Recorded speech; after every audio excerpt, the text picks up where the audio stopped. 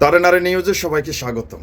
সালমান শাহ হত্যা মামলার এবং অপমৃত্যু মামলা থেকে কিভাবে হত্যা মামলাটা হয়েছে আমরা আজকে জানব। আর 12 লক্ষ টাকার বিনিময়ে সামিরা থেকে ডন নিয়েছে, এটাকে অপমৃত্যু থেকে হত্যা যেই দৃষ্টান্তটা তৈরি করেছে তারা, সে বিষয়ে আমরা আসলে আলোচনা করব। তবে তার আগে একটি কথা বলে যাই, সেটা হলো যে এগুলো আসলে নথিভুক্ত করা হয়েছে এবং পুরানো রেকর্ড, তো সেগুলোকে আসলে আমরা ভালোভাবে যাচাই বাছাই করতে হবে।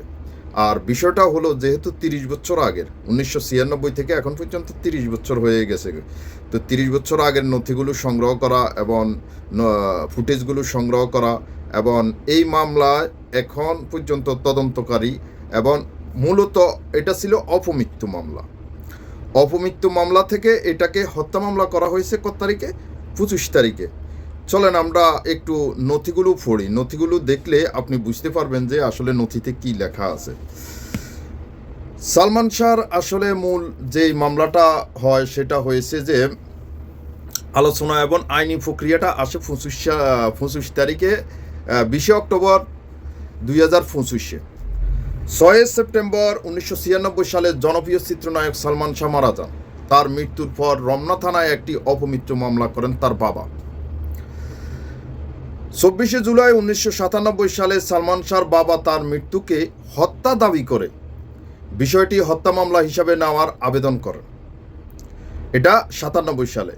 এরপর দীর্ঘ সময় ধরে তদন্ত, আইনি প্রক্রিয়া সব কিছু শেষে তারপরে দর্শকদের বিভিন্ন আবদার, আন্দোলন, সংগ্রাম সব কিছু করার পরে 20 অক্টোবর 2025 সালে আদালত ঘটনাটি হত্যা মামলা হিসাবে গ্রহণ করেন এবং নির্দেশ দেন। এরপর থেকে আবারও প্রক্রিয়া শুরু হয়, তদন্ত এবং বিভিন্ন প্রকার ফুটেজ এবং সব কিছু ধীরে ধীরে চলতে থাকে।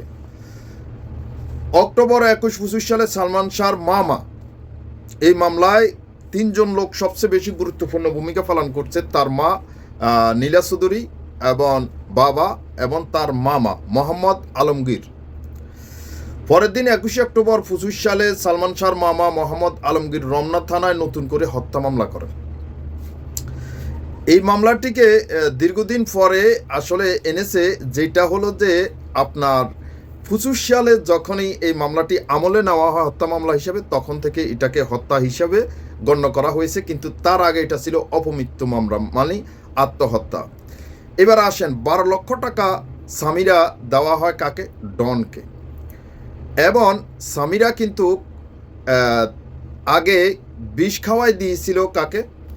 বিষ পাওয়া গেছে যেহেতু তদন্ত রিপোর্টে সালমান শাহর বডিতে।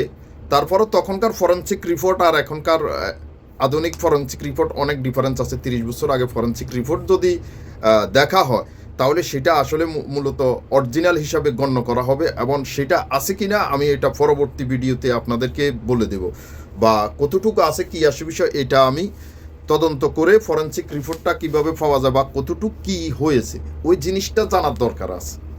ওই জিনিসটা জানলে তাহলে দেখা গেছে যে মামলাটা অনেক দিকে করা হবে। আর ইতিমধ্যে তো আপনারা গতকালকের মামলার যেই ডনকে গ্রেপ্তার করা হয়েছে, আদালতে নেওয়া হয়েছে, এবং তার রিমান্ডে বা তার থেকে কি আশা করা যায় বা কি পাওয়া যায় সেটাও আপনারা জানতে পারবেন।